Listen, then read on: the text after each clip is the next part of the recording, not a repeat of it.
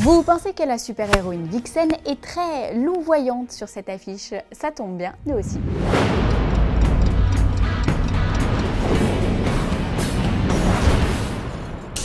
Dark Phoenix sera bien dans Apocalypse. C'est en tout cas ce qu'a affirmé Bryan Singer, interrogé par Slash Film. Mais commençons par le commencement. Qui est Dark Phoenix? Eh bien, la saga Dark Phoenix, publiée chez Marvel Comics en 1980, nous raconte comment Jean Grey, victime d'un dédoublement de personnalité, devient peu à peu le Phénix Noir. Phénix capable d'exploiter ses pouvoirs télépathiques et télékinésiques au maximum de leur capacité. Ce côté obscur de la force se manifeste lorsqu'elle utilise ses pouvoirs et c'est Charles Xavier qui la sauvera de ce côté quasi schizophrénique dans les comics que l'on vous recommande chaudement car c'est bourré d'action et d'émotion. Vous l'aurez sans doute remarqué, cet arc scénaristique, on l'a très peu vu au cinéma. On en a eu un aperçu dans X-Men 2, lorsque Jean Grey se sacrifie pour sauver ses coéquipiers. On aperçoit un phénix dans son dos. Et puis il y a également une petite référence à cet alias dans X-Men 3, mais ça s'arrête là. Il faut dire que même si les comics Dark Phoenix font partie des meilleurs X-Men, ils impliquent la Zone Bleue de la Lune et l'Empire Shi'ar, deux entités complexes auxquelles Singer refuse de se frotter en l'état. Tout ceci nécessite donc un peu de remaniement pour séduire aussi bien les fans de comics que les simples spectateurs. Dans un premier temps, il s'en tiendra à une simple allusion dans Apocalypse, mais il n'est pas impossible que Singer s'attelle à l'adaptation de ses comics Dark Phoenix. Après tout, il n'a toujours pas de scénario pour X-Men 4 et il connaît plutôt bien l'histoire.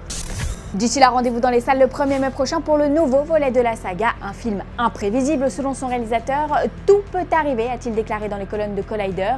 Il peut se passer n'importe quoi et chaque personnage est susceptible de mourir. L'affrontement entre les mutants et Apocalypse risque bien de mal finir. Moi je vous le dis, s'il nous tue Mystique ou le Fauve, pas d'Oscar pour Isaac.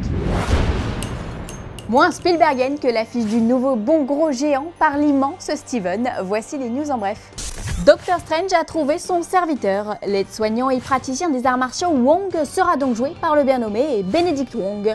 Vu dans Seul sur Mars, le comédien jouait un ingénieur toujours obligé de faire moins cher et plus vite.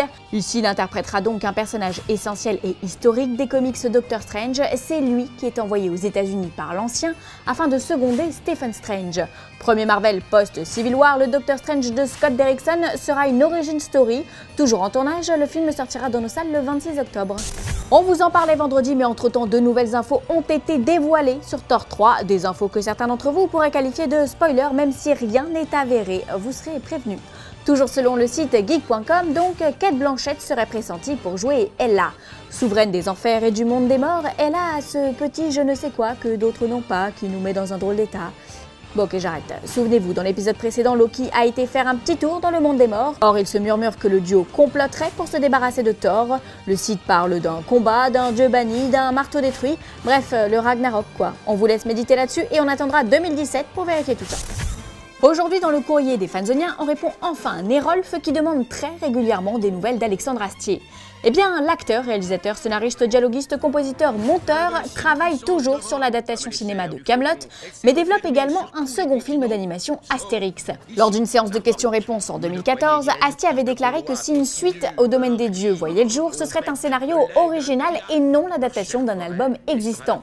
Eh bien voilà, nous y sommes. Reste à savoir comment il va réussir à combiner Astérix et Kaamelott. Une petite rasade de potions magiques peut-être. Comment vas-tu appeler ta glorieuse cité? Le domaine des dieux. Fanzone, c'est fini pour aujourd'hui, mais vous pouvez nous retrouver sur YouTube en vous abonnant à la chaîne Fanzone et à la chaîne Allociné.